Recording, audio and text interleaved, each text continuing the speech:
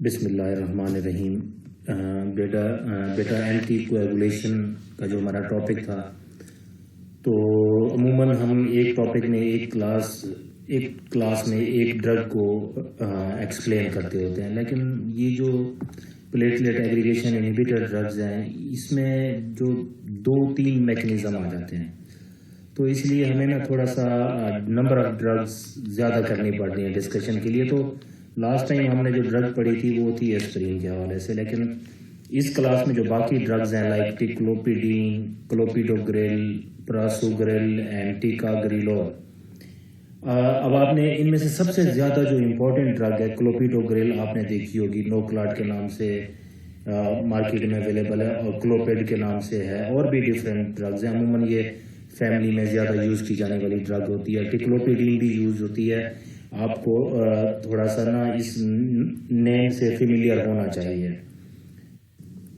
بیٹا یہ وہ کلاسیفیکیشن ہے ڈرگ کی، ایسپرین کی ہم نے پڑھی پلیٹلیٹ انہیبیٹرز میں، تو باقی یہ جو ڈرگز ساری اسی کیٹیگری میں فال کرتی ہیں، لیکن آج ہم جو ہے نا جو ریمیننگ ڈرگز ہیں ان کو اسٹڈی کریں گے کہ ان کا میکنزم آف ایکشن کیا ہے اور ان کی فارماکوکینیٹک پروفائل اور تھراپیوٹک یوزز کیا ہیں۔ بیٹا جنرلی اسپیکنگ یہ جو چاروں ڈرگز ہیں، these are P2Y12 ADP receptor inhibitors that also block platelet aggregation but by a mechanism different from that of aspirin۔ تو بیٹا یہاں سے ایک چیز تو کلیئر ہو جاتی ہے کہ یہ جو آپ کی ڈرگز ہیں، یہ چاروں ڈرگز یہ ADP ریسیپٹرز کو انہیبٹ کر دیتی ہوتی ہیں، جس سے پلیٹلیٹ ایگریگیشن نہیں ہوتی۔ اوکے، ہم تھوڑا سا ریکال کرتے ہیں لیکچر کو۔ ہم نے کہا تھا کہ پلیٹلیٹ ایگریگیشن کے لیے ہمیں COX-1 انزائم چاہیے ہوتا ہے جس کو اسپرین انہیبٹ کر دیتی ہے۔ دوسرے نمبر پہ ہم نے کہا تھا اس کے لیے ADP ریسیپٹرز چاہیے ہوتے ہیں، اور تیسرے نمبر پہ ہم نے کہا تھا کہ گلائکوپروٹین 2B3A کی ایکٹیویشن چاہیے ہوتی ہے۔ تو یہ 3 فیکٹرز ہوتے ہیں جو کہ پلیٹلیٹ ایگریگیشن میں کو انڈیوس کرتے ہیں، اسٹیمولیٹ کرتے ہیں۔ ہم نے ان تینوں فیکٹر میں سے کسی ایک کو ہم نے سٹاپ کرنا ہے اور پلیٹلیٹ ایگریگیشن کو ہم نے انہیبٹ کرنا ہے۔ اب ایسپرین کیا کرتی ہے، وہ آپ کے COX-1 انزائم کو ڈسٹرب کرتی ہے، اور اب یہ کیا کرتی ہے ڈرگز، یہ ٹیکلوڈیپین، کلوپیڈوگریل، بیٹا یہ ADP ریسیپٹر کو بلاک کرتی ہیں۔ تو جو کام ایسپرین COX-1 کے تھرو کر رہی تھی، same function is being done by clopidogrel by blocking ADP receptor which ultimately block the platelet aggregation۔ بیٹا اس کا mechanism of action of clopidogrel very simple. بیٹا جب بھی ڈیمیجڈ اینڈوتھیلیل ہوتی ہے تو وہاں سے آپ کو پتا ہے کہ ADP ریلیز ہوتا ہے، وہاں سے جو میڈیٹرز آف کچھ میڈیٹر ریلیز ہوتے ہیں۔ یہ میڈیٹرز میں سے ADP جو ہے نا وہ ٹاپ پہ ہے۔ تو ADP کیا کرتا ہے، یہ پلیٹلیٹ میمبرین کے اوپر ADP ریسیپٹرز ہوتے ہیں، یہ ان ریسیپٹر پہ جا کے اٹیچڈ ہوگا، جس سے کیلشیم زیادہ ریلیز ہوگی، اور جب کیلشیم زیادہ ریلیز ہوگی تو بیٹا وہ پھر آپ کو پتا ہے کہ پلیٹلیٹ ایگریگیشن کو اسٹیمولیٹ کرتی ہے۔ تو آپ کی یہ جو چاروں ڈرگز ہیں یہ ADP کو ADP کے ریسیپٹر کے ساتھ اٹیچڈ ہونے سے روک دیتی ہوتی ہیں۔ تو ویری سمپل میکنزم، کوئی اس میں جو ہے نا کمپلیکیشن نہیں ہے۔ You just need to understand that this aspirin blocks binding of ADP from ADP receptor on the plasma platelet membrane. So this is very simple mechanism of action. So these drugs inhibit the binding of ADP to its receptor on the platelets and thereby inhibiting the activation of glycoprotein 2B3A receptors required for the platelets to bind the fibrinogen and to each other. Okay, ticagrelor binds to the P2Y12 ADP receptor in a reversible manner. یہ جو ایک drug ہے specifically ticagrelor, یہ بیٹا reversible manner میں bind کرتی ہے ADP receptor کے ساتھ۔ The other agents bind irreversibly، باقی کلوپیڈوگریل وغیرہ یہ irreversibly بائنڈ کرتے ہیں۔ تو اس سے یہ پتہ چلتا ہے کہ جو کلوپیڈوگریل ہے یہ پلیٹلیٹ کی لائف تک ایکٹ کرتی ہوگی، جبکہ کیونکہ ٹیکاگریلور یہ ریورسیبل ہے تو اس کی آپ کو مینٹیننس ڈوزز بھی دینی پڑے گی۔ Okay, the maximum inhibition of platelet aggregation is achieved in 1 to 3 hours with the ticagrelor, 2 to 4 hours with the prasugrel, 3 to 4 hours, 3 to 4 days with the ticlodipine and 3 to 5 days with the clopidogrel. تو آپ یہاں سے اندازہ لگا لیں بیٹا کہ جو drugs irreversibly act کرتی ہیں ان کی جو ہے نا ان کا جو پلیٹلیٹ ایگریگیشن رسپانس ہے وہ اچیوڈ ہوتا ہے اتنے دنوں میں. جب اتنے دنوں کے بعد اچیو ہوگا تو اٹ مینس کہ ان کا ایفیکٹ زیادہ عرصے کے لیے بھی رہے گا. When treatment is suspended, the platelet system requires time to recover. تو ایسا نہیں ہوتا کہ آپ نے ڈرگ لے لی چھوڑ دی تو پلیٹلیٹ سسٹم ریکور ہو جائے گا, بلکہ پلیٹلیٹ سسٹم کو تھوڑا ٹائم چاہیے ہوتا ہے بیٹا. تھراپیوٹک یوزز کیا ہیں کلوپیڈوگرل کے؟ کلوپیڈوگرل از approved for the prevention of atherosclerotic events in the patients with a recent MI, myocardial infarction, any heart attack یا stroke, and in those with the established peripheral arterial disease. It is also approved for the prophylaxis of thrombotic events in the acute coronary syndrome. Okay, additionally, clopidogrel is used to prevent thrombotic events associated with the percutaneous coronary intervention with or without coronary stenting.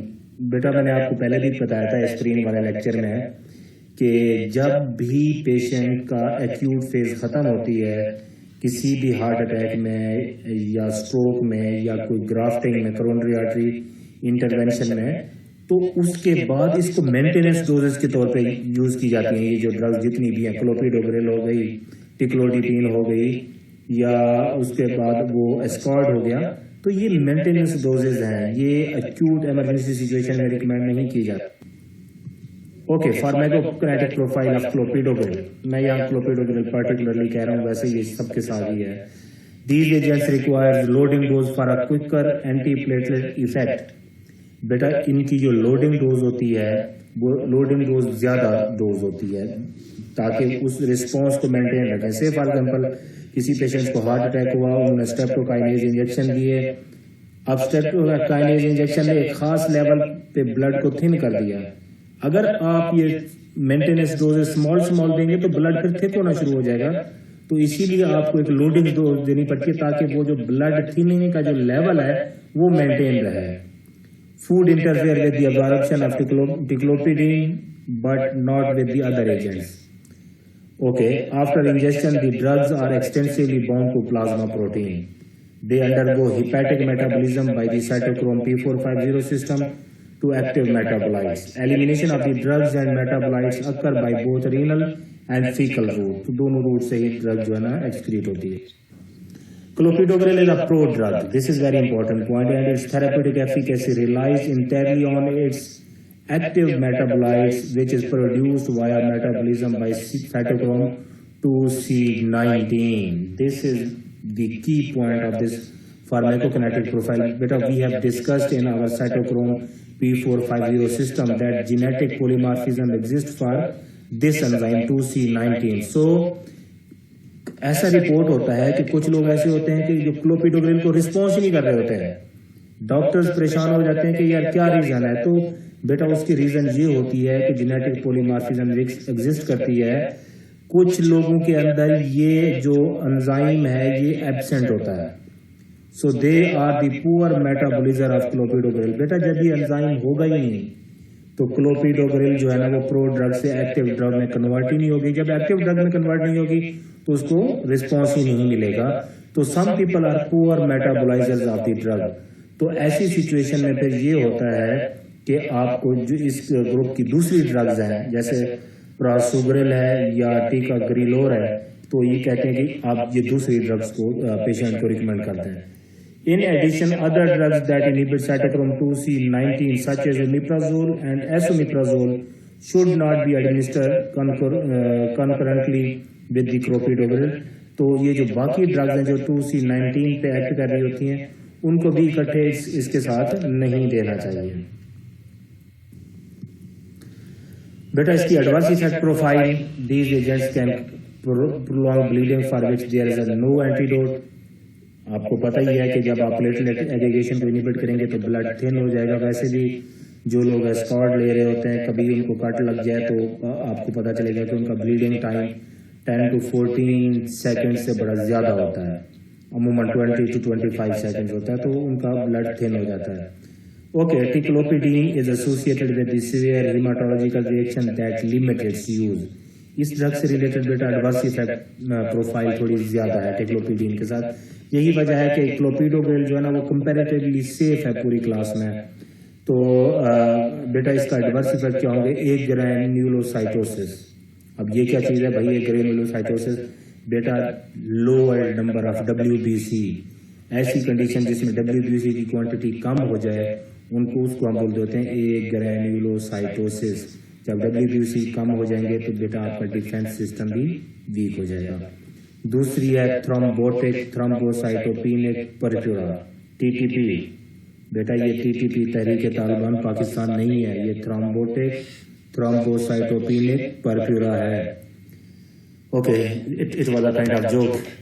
تو بیٹا اس میں کیا ہوتا ہے؟ اس میں یہ ہوتا ہے کہ تھرومبوٹک تھرومبوسائٹوپینک پرفیورا میں یہ ہوتا ہے کہ آپ کی بلڈ ویسلز کے اندر چھوٹے چھوٹے کلاٹ بن جاتے ہیں تھرو آؤٹ دی باڈی، جس سے جو آکسیجن اور نیوٹریشن کی supply towards the brain towards the kidney and heart is reduced and aplastic anaemia. Okay clopidogrel causes fewer adverse reactions and the incidence of neutropenia is lower. اس کے ساتھ نیوٹروپینیا اس کے ساتھ کم ہے. TTP has been reported as an adverse effect for both clopidogrel and prasugrel, لیکن clopidogrel سے بیٹا ذرا کم ہی ہے comparatively. اوکے جو ٹیکا گریلور کے بارے میں ہے کہ it has a black box warning, mean red alert ہے کہ concomitant use of aspirin dose above 100 ملی گرام، کہ آپ اسپرین کو 100 ملی گرام یا اس سے زیادہ ڈوز میں اس کے ساتھ ریکمینڈ نہیں کرتے. ہم نے کہا تھا کہ اسپرین کی ویسے جو نارمل ڈوز ہے وہ 75 ملی گرام ہے. تو اگر آپ اسپرین کسی کو 100 ملی گرام دے رہے ہیں تو اس کے ساتھ آپ یہ ٹیکا گریلور ڈرگ نہیں ریکمینڈ کر سکتے. اس سے بلیڈنگ پہ ایفیکٹ ہوگا، بلیڈنگ ٹائم کسی بھی انڈیویجول کا بڑھ جائے گا. تو بیٹا یہ آج کا ہمارا ٹاپک تھا. امید ہے